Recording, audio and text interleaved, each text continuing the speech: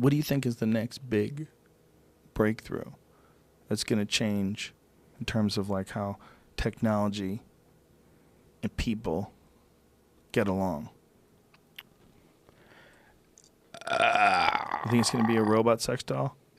No, I think home assistance, you know, like having a robot be your home base, like computer.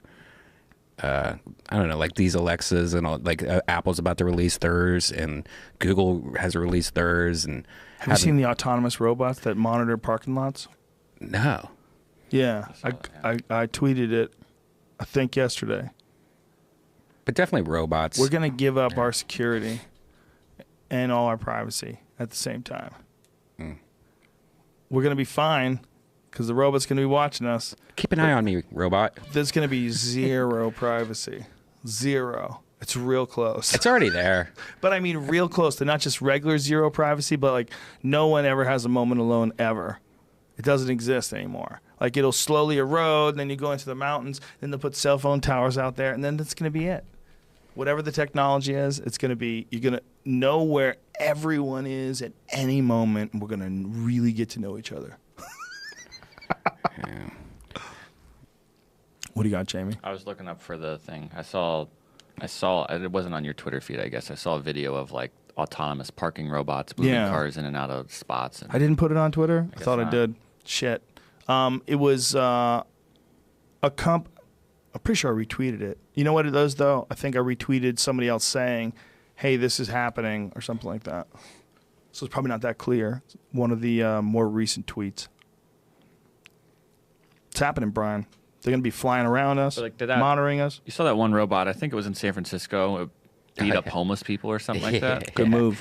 Yeah. Like when stuff like that happens, there's going to be a big pullback. It's crazy. Robots fucking with Yeah, homeless that's what we people. need. We need robots picking on the downtrodden. That's a good move. Let them know. You pussies are on your way out. The robots are here. I mean, that literally is like the first wave of immigrants from the silicone world. Robots that fuck with homeless people. The first invaders. Tripping them and stuff.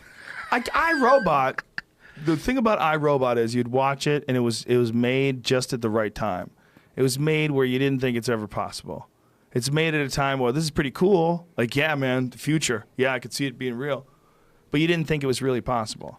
And now you watch iRobot and you go, oh, it's inevitable. That's inevitable. That thing that does the robot thing where it pretends to be a person and looks real freaky, that's easily doable. Machinima, or was that Machinima? What's that one There with it the is. hot chick? That's it. Security robots are being used to ward off San Francisco's homeless population. That's the drone. What's it called? Who makes that thing? Does it say? They retired it. Yeah. Oh, they did? 'Cause So there's a whole company that makes those things and has them like wandering around parking lots. And man, I hope I retweeted it. I tried to. Somebody sent it to me, and I was like, okay, that's how it happens. They just have these things wandering around recording everything. So everybody's responsible for any car accident, anything that ever happens. If it hears someone screaming rape, if it hears someone screaming police, it immediately goes to the scene and films. It has no worries about its own mortality. It's streaming in real time. It gets to record all altercations between people. Eventually, hotels agree. As long as this is password secure and encrypted, they're allowed to have the fire detector in the corner double as a video camera that records everything in the room at all times. It's going to happen. Yeah, I agree. Just got to get used to people watching you fuck.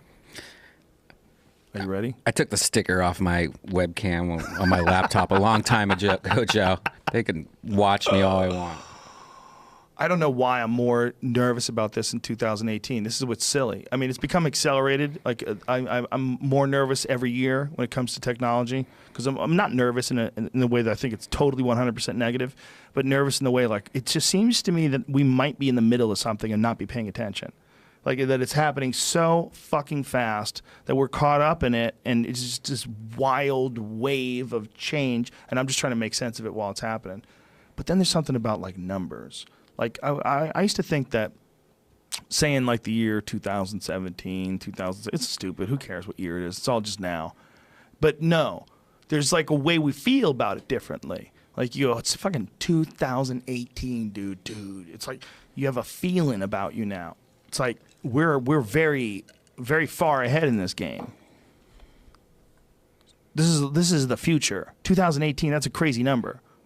Hey man, it's 1979. Nope, it's 2018. Whoa. So weird. So weird. And when does this thing, like, if you had a guess, how much longer does the human race have? 6 months. Seems like it. No, if you really had to guess, we're not going to be here forever, right? So we're not going to be here 100,000 years from now or 200,000 years from now. We're just not. I started listening to the audiobook of Sapiens. Yeah. And I feel like that's what it's getting to, that question you're asking. Yeah. 'Cause the first couple of chapters are leading up to, like, he says it over and over again, like thousands of years from now, maybe 2,000 is what it's saying, that the human race won't be, or human beings won't be what we are today. We'll be another evolution of whatever that is, because off of Australopithecus. Yeah, Australopithecus. Australopithecus. See if you find any good pictures of that thing. I mean, that's just what they think. They think that's what started it. That was when it was like fairly distinctly human.